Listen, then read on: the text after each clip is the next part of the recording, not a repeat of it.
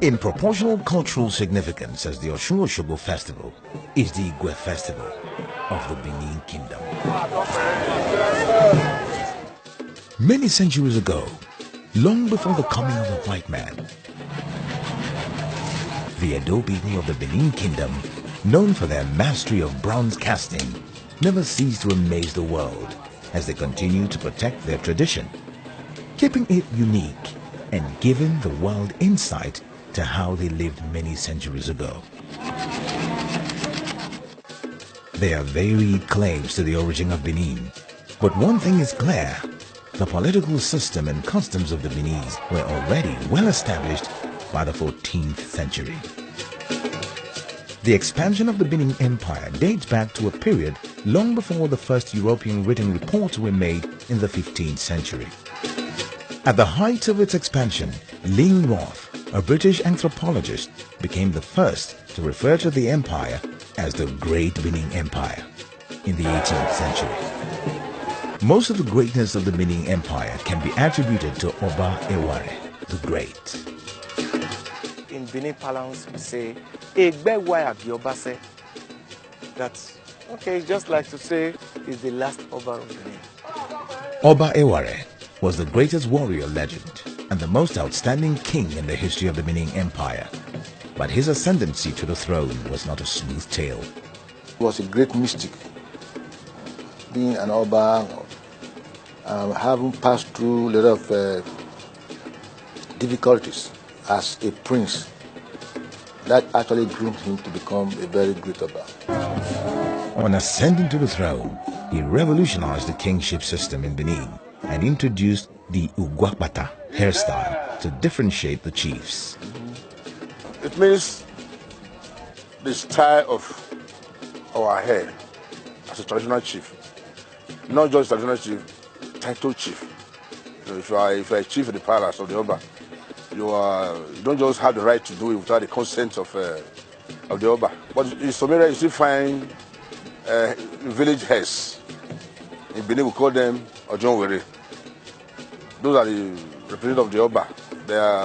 They represent the Oba in their various villages. So they are also entitled to wear the hairstyle. During his struggles to gain the throne, Oba Eware vowed to propitiate his head and give thanks to his ancestors with a major spiritual event if he gained the throne.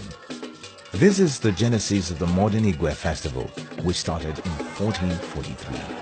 He said if he stays on the throne for 3 years, then we must perform Igwe.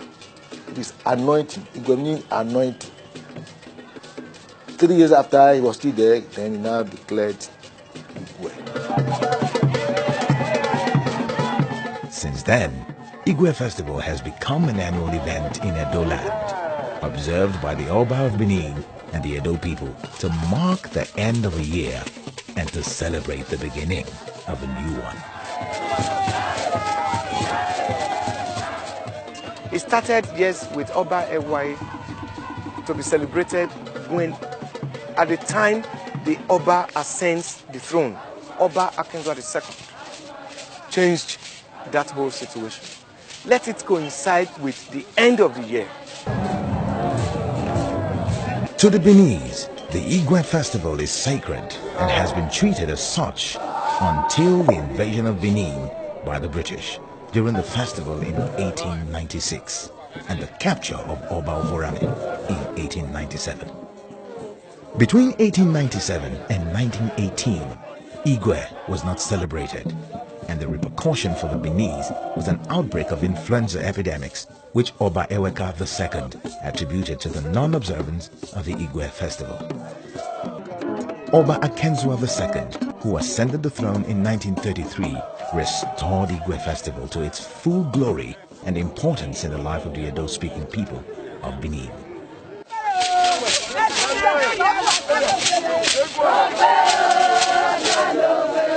Igwe festival is made up of many cultural ceremonies, which symbolizes the people's culture, history, and traditional heritage.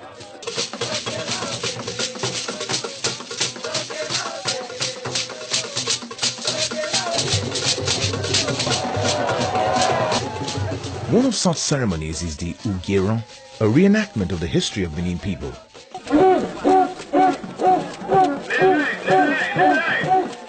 Ugieron is the celebratory reenactments of the triumph of Oba of Benin over the Uzama, the 7 hereditary chiefs. There is also Ugiemobo ceremony, and on the day of the ceremony, the Oba is escorted out of the palace by warrior archers amid singing and dancing.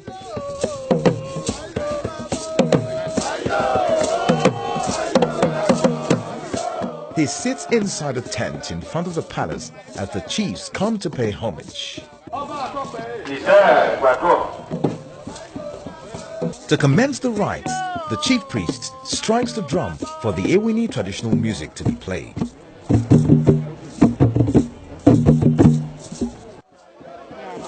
The Oba then proceeds to offer prayers for the continued peace of the land.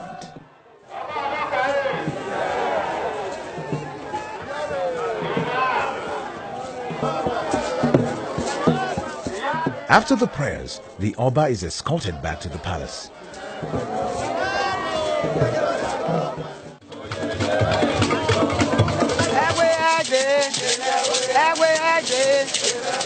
The highlight of the Igwe festival is the Ugi Ewere, the Day of Peace, which is the grand finale of the Igwe festival.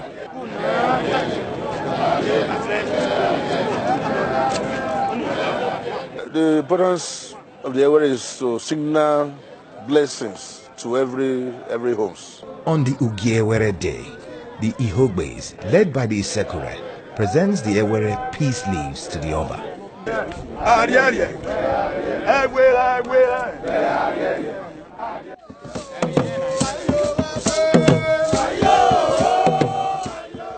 The Igwe festival is one of the most culturally refreshing events in Nigeria, whose tenets has not been totally lost with the sands of colonization.